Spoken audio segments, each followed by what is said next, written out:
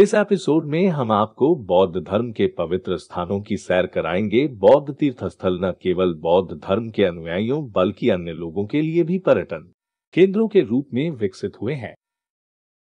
इन तीर्थ स्थलों के दर्शन न केवल भारत के लोग करते हैं, बल्कि चीन, जापान, थाईलैंड, इंडोनेशिया आदि देशों से लोग यहाँ आते हैं। इसको देखते हुए भारतीय रेलवे की IRCTC ने इन स्थलों को देखने के लिए एक स्पेशल टूर पैकेज तैयार किया है। बौद्ध सर्किट ट्रेन यह एक लग्जरी ट्रेन है। IRCT की वेबसाइट के अनुसार सन 2022 में 10 ट्रिप लगाएगी। पहला टूर 15 जनवरी को सफदरजंग रेलवे स्टेशन नई दिल्ली से रवाना होगा। इसके बाद 29 जनवरी, 26 फरवरी, 12 मार्च, 8 अक्टूबर, 29 अक्टूबर, 12 नवंबर, 26 नवंबर, 10 दिसंबर और 24 दिसंबर 2022 को होगा। इसकी बुकिंग आप IRCT की वेबसाइट से कर सकते हैं। इस ट्रेन में सफर करने वाले यात्रियों को भगवान बुद्ध से जुड़े स्थलों के दर्शन के साथ 5 स्टार होटल जैसी सुविधा भी मिलेगी। साथ ही इसमें सभी तरह के शाही ठाट बाट भी मिलेंगे। तो आइए जानते हैं इस ट्रेन में मिलने वाली सुविधाओं, इसकी जर्नी और इसके किराए के बारे में। ट्रेन के कोचों को काफी भव्य तरीके से सजाया गया है ताकि यात्रियों को शाही ठाट बाट की पूरी सुविधा मिल सके। इस ट्रेन के डाइनिंग कोच को भी विशेष तरीके से डिजाइन किया गया है। इसमें आधुनिक सुविधाएं जैसे कि बिना टच वाले नल, चमड़े के इंटीरियर, सोफा, बायो वैक्यूम शौचालय और एडजस्टेबल रीडिंग लाइट जैसी सुविधा भी दी गई है। साथ ही इस ट्रेन को भगवान बुद्ध से जुड़े चित्रकला, पेंटिंग और फोटो से सजाया गया है। हर कोच में फुट मसाजर और एक छोटी सी लाइब्रेरी भी रखी गई है जिसमें भगवान बुद्ध से संबंधित किताबें रखी गई हैं। हर केबिन में इंडिविजुअल लॉकर्स दिए गए हैं। सिक्योरिटी के लिए CC कैमरे भी लगे हैं। ये ट्रेन पहले दिन दिल्ली से रवाना होने के बाद अगले दिन सीधे गया पहुंचेगी। इसके बाद तीसरे दिन राजगीर और नालंदा का भ्रमण करते हुए चौथे दिन वाराणसी और सारनाथ पहुंचेगी। इसके बाद ये स्पेशल लग्जरी ट्रेन 5वें दिन लुम्बिनी और छठे दिन कुशीनगर जाएगी। इसके बाद 7वें दिन श्रावस्ती और 8वें दिन आगरा होते हुए दिल्ली को वापस लौट जाएगी। पहले दिन सभी यात्रियों को दोपहर 1 बजे सफदरजंग रेलवे स्टेशन नई दिल्ली में एकत्र होना पड़ता है। यहाँ इन सभी का स्वागत किया जाता है। चाय जलपान के पश्चात ट्रेन में उनके स्थान में बिठाया जाता है। फिर दोपहर 2:30 बजे यह ट्रेन अपनी 8 दिन की जर्नी के लिए रवाना होती है। पहला स्टॉप गया अगले दिन प्रातः को होता है। गया स्टेशन पहुंचने के पश्चात सभी को बस द्वारा बोध गया ले जाया जाता है। यहाँ पर होटल में चेक इन कर लंच करने के पश्चात साइट सीइंग के लिए जाया जाता है। बोध गया वह स्थान है जहाँ राजकुमार सिद्धार्थ को बोधि वृक्ष के नीचे ज्ञान प्राप्त हुआ था। बोध गया में 49 दिनों के ध्यान के बाद सिद्धार्थ भगवान बुद्ध कहलाए। बोध गया में महत्वपूर्ण पर्यटक आकर्षण में बोध वृक्ष, पीपल वृक्ष, महाबोधि मंदिर, राजा अशोक द्वारा दानित विरजना सिंहासन, मुच्छलदा झील, अनिमेषलोचन चैत्य व कुछ अन्य पवित्र पेड़ जैसे चंक्रमण पथ, रत्नाग्रह, अजपाल, निरोध वृक्ष और राजतन हैं।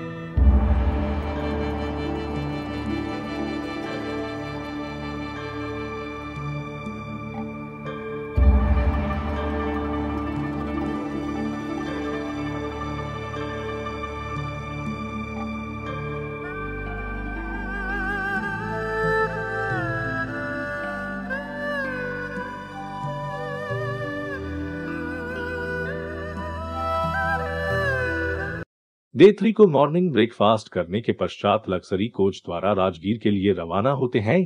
यह दूरी 60 किलोमीटर की है जो 2 घंटे में की जाती है। राजगीर वह स्थान है जहां भगवान बुद्ध ने 12 साल बाद मानसून की वापसी करवाई थी। अपने सिद्धांत का प्रसार करते समय उन्होंने लोटस सूत्र और पांडित्य सिद्धांतों के नियमों के बारे में उपदेश दिया। ये उपदेश वृद्धकूट पहाड़ी पर रहकर दिए थे। यहां पहुंचने के लिए केबल कार उपलब्ध है। राजगीर के बाहरी इलाके में मशहूर 2500 साल पुरानी साइक्लोपियन दीवार है। यहाँ विश्व शांति स्तूप, गिद्ध पर्वत, सोन भंडार गुफाएं और वेणुवन सहित कई दर्शनीय स्थल हैं। यह क्षेत्र जैन और बौद्ध धर्म में उल्लेखनीय है। यह जैन तीर्थंकर मुनिसुव्रत का जन्म स्थान था और अरिहंत महावीर और गौतम बुद्ध के साथ निकटता से जुड़ा हुआ था। भगवान महावीर और भगवान बुद्ध दोनों ने 6वीं और 5वीं शताब्दी ईसा पूर्व के दौरान राजगीर में अपनी मान्यताओं को पढ़ाया था।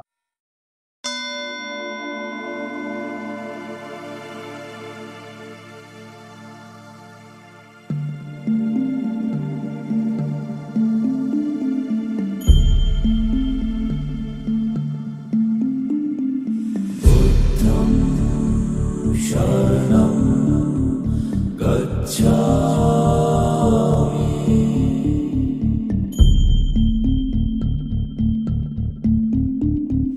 धम्मं शरणं गच्छामि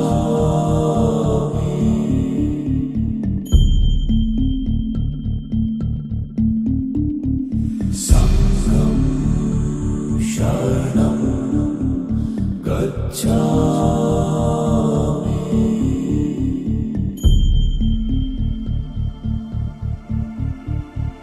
बुद्धं शरणं गच्छामि।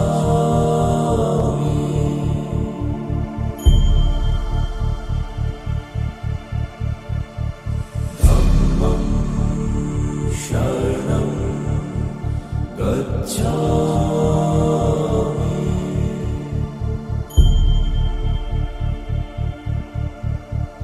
इन सब के अतिरिक्त राजगीर में एक राजगीर ग्लास ब्रिज भी देखने लायक है। ये इस टूर में अभी शामिल नहीं किया गया है। लंच करने के पश्चात नालंदा के लिए रवाना होते हैं, जो राजगीर से 11.5 किलोमीटर दूर है, जो उच्च शिक्षा का सर्वाधिक महत्वपूर्ण और विख्यात केंद्र था। महायान बौद्ध धर्म के शिक्षा केंद्र में हीनयान बौद्ध धर्म के साथ ही अन्य धर्मों के तथा अनेक देशों के छात्र पढ़ते थे। इस महान बौद्ध विश्वविद्यालय के भग्नावशेष इसके प्राचीन वैभव का बहुत कुछ अंदाज करा देते हैं। प्रसिद्ध चीनी यात्री हुवेनसांग ने 7वीं शताब्दी में यहाँ जीवन का महत्वपूर्ण एक वर्ष एक विद्यार्थी और एक शिक्षक के रूप में व्यतीत किया था। प्रसिद्ध बौद्ध सारिपुत्र का जन्म यहीं पर हुआ था। नालंदा विश्वविद्यालय की स्थापना गुप्त वंश के शासक कुमार गुप्त ने की। स्थापना के बाद इसे सभी शासक वंशों का समर्थन भी मिलता गया। महान शासक हर्षवर्धन ने भी इस विश्वविद्यालय के लिए दान दिया। इस विश्वविद्यालय को विदेशी शासकों की भी सहायता मिली। नालंदा विश्वविद्यालय के मठों का निर्माण प्राचीन कुषाण वास्तुशैली से हुआ था। यहाँ की सभी इमारतों का निर्माण लाल पत्थर से किया गया है। आज भी हम इस विश्वविद्यालय की मुख्य 2 मंजिला इमारत देख सकते हैं। माना जाता है कि शायद यहीं शिक्षक अपने छात्रों को संबोधित किया करते थे। यहाँ एक प्रार्थनागृह आज भी सुरक्षित अवस्था में है। इसमें भगवान बुद्ध की प्रतिमा रखी हुई है, परंतु वह थोड़ी खंडित हो गई है। इसके अलावा भी यहाँ बहुत से मंदिर हैं। मंदिर नंबर 3 से इस पूरे क्षेत्र का विहंगम दृश्य दिखाई देता है। ये बुद्ध का मंदिर है, जिसमें कई छोटे बड़े स्तूप हैं तथा प्रत्येक में भगवान बुद्ध की मूर्ति स्थापित है। डे 4 को सुबह सुबह हम वाराणसी स्टेशन पर पहुंचते हैं। यहाँ से बस में बैठकर सारनाथ के लिए रवाना होते हैं, जो वाराणसी से 10 किलोमीटर दूर है। ऐसा कहा जाता है कि ज्ञान प्राप्ति के पश्चात भगवान बुद्ध ने अपना प्रथम उपदेश यहीं दिया था, जिसे धर्म चक्र प्रवर्तन का नाम दिया जाता है और जो बौद्ध मत के प्रसार का आरंभ था। ये स्थान बौद्ध धर्म के 4 प्रमुख तीर्थों में से एक है। सारनाथ में अशोक का चतुर्मुख सिंह स्तंभ है, भगवान बुद्ध का मंदिर है, धार्मिक स्तूप है, एक राजकीय संग्रहालय, जैन मंदिर, चीनी मंदिर और कई दर्शनीय स्थान है।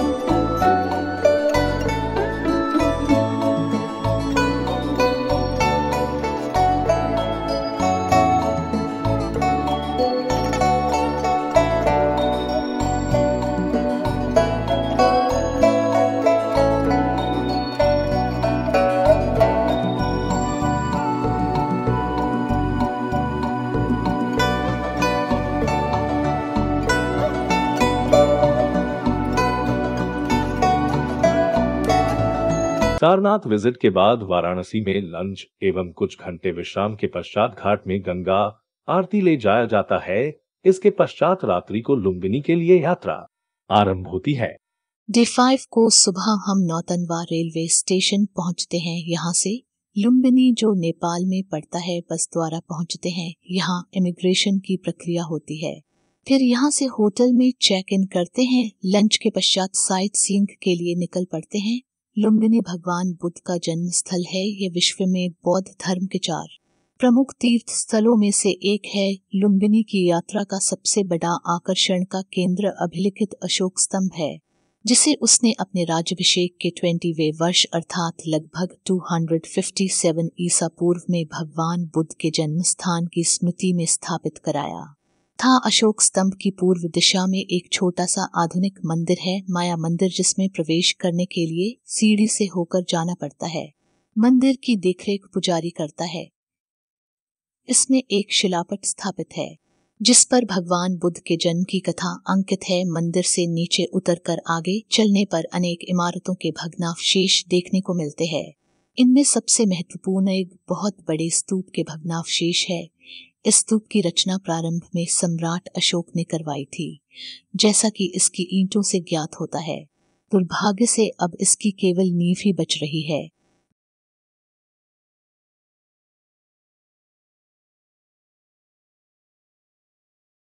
रात्रि को लुम्बिनी में स्टे के पश्चात डे 6 को नाश्ता आदि कर बस द्वारा कुशीनगर के लिए रवाना होते हैं। यह दूरी बस द्वारा 3 घंटे में पूरी की जाती है। कुशीनगर एक ऐतिहासिक स्थल है जहां महात्मा बुद्ध का महापरिनिर्वाण हुआ था। यहाँ कई देशों के अनेक सुंदर बौद्ध मंदिर हैं। वाल्मीकि रामायण के अनुसार यह स्थान त्रेता युग में भी आबाद था और यहाँ मर्यादा पुरुषोत्तम भगवान राम के पुत्र कुश की राजधानी थी, जिसके चलते इसे कहूशावतती नाम से जाना गया। यहाँ के प्रमुख आकर्षण में महानिर्वाण मंदिर है। मंदिर में महात्मा बुद्ध की 6.10 मीटर लंबी प्रतिमा स्थापित है। 1876 में खुदाई के दौरान ये प्रतिमा प्राप्त हुई थी। यह सुंदर प्रतिमा चिनार के बलुआ पत्थर को काटकर बनाई गई थी। प्रतिमा के नीचे खुदे अभिलेख के पता चलता है कि इस प्रतिमा का संबंध 5वीं शताब्दी से है। कहा जाता है कि हरिबाला नामक बौद्ध भिक्षु ने गुप्त काल के दौरान ये प्रतिमा मथुरा से कुशीनगर लाया था। इसके अतिरिक्त अगला आकर्षण है निर्वाण स्तूप। इस स्तूप की ऊंचाई 2.74 मीटर है। इस स्थान की खुदाई से एक तांबे की नाव मिली है। इस नाव में खुदे अभिलेखों से पता चलता है कि इसमें महात्मा बुद्ध की चिता की राख रखी गई थी। माथाकुवर मंदिर जो निर्वाण स्तूप से लगभग 400 गज की दूरी पर है। भूमि स्पर्श मुद्रा में महात्मा बुद्ध की प्रतिमा यहाँ से प्राप्त हुई है। यह प्रतिमा बोधि वृक्ष के नीचे मिली है। इसके तल में खुदे अभिलेख से पता चलता है कि इस मूर्ति का संबंध 10वीं-11वीं शताब्दी से है। इस मंदिर के साथ ही खुदाई से एक मठ के अवशेष भी मिले हैं। चीन द्वारा बनवाए गए चीन मंदिर में महात्मा बुद्ध की सुंदर प्रतिमा स्थापित है। इसके अलावा जापानी मंदिर में अष्टधातु से बनी महात्मा बुद्ध की आकर्षक प्रतिमा देखी जा सकती है। इस प्रतिमा को जापान से लाया गया था। डे 7 को हम ट्रेन द्वारा बलरामपुर स्टेशन पहुंचते हैं। यहाँ से कोच द्वारा श्रावस्ती ले जाया जाता है, जो स्टेशन से 10 किलोमीटर दूर है। श्रावस्ती बौद्धों के लिए एक प्रमुख तीर्थ स्थल है और यह न केवल भारत से बल्कि श्रीलंका, जापान, चीन, थाईलैंड सहित बौद्ध दुनिया के अन्य भागों से भी श्रद्धालुओं को आकर्षित करती है। यहाँ स्थित जेतवन मठ में बुद्ध ने अपने श्रावस्ती प्रवास के दौरान अधिकतम साल बिताए थे। शहर में उन्होंने अपनी पहली यात्रा अनाथपिंड के आमंत्रण पर की थी, जिससे उनकी मुलाकात राजगृह में हुई थी। राप्ती नदी के पीछे स्थित इसको अनाथपिंड के द्वारा निर्मित माना जाता है। मठ चारों ओर से कई फाटकों और 4 उच्च बुर्ज समेत एक ईंट की दीवार व एक ऊंची मिट्टी की दीवार से घिरा हुआ है। श्रावस्ती कौशल राज्य की राजधानी थी तथा यहाँ पर बुद्ध के एक शिष्य राजा पसेंडी का शासन था। यह माना जाता है कि उस ज्ञानी व्यक्ति ने यहाँ कई मठ जेतवन समेत पुबरामा और राजकर्मा के मठ पसेंडी द्वारा बनवाए गए। ऐसा माना जाता है कि भगवान बुद्ध ने यहाँ बिताई 25 वर्षा ऋतुओं में से 19 जेतवन मठ में व शेष 6 पुबरामा मठ में बिताई थी। यही वह स्थान है जहां उन्होंने सबसे ज्यादा प्रवचन व उपदेश दिए थे। श्रावस्ती का जैन समुदाय के लिए बहुत महत्व है और ये माना जाता है कि तीसरे जैन तीर्थंकर संघनाथ का जन्म यही हुआ था। रात्रि को बलरामपुर से हम अपनी वापस यात्रा के लिए निकल पड़ते हैं। यह यात्रा आगरा होते हुए अगले दिन दिल्ली को इवनिंग में पहुंचती है। डे 8 को हम आगरा पहुंचते हैं। यहाँ से हम कोच द्वारा ताजमहल देखने को निकलते हैं। इसके पश्चात हम दिल्ली के लिए रवाना हो जाते हैं। इस प्रकार सफदरजंग स्टेशन पहुंचकर हमारी ये न भूलने वाली यात्रा पूर्ण होती है। इस वीडियो में बस इतना ही। आपको ये वीडियो कैसा लगा कमेंट अवश्य दें। प्लीज लाइक और सब्सक्राइब भी करें।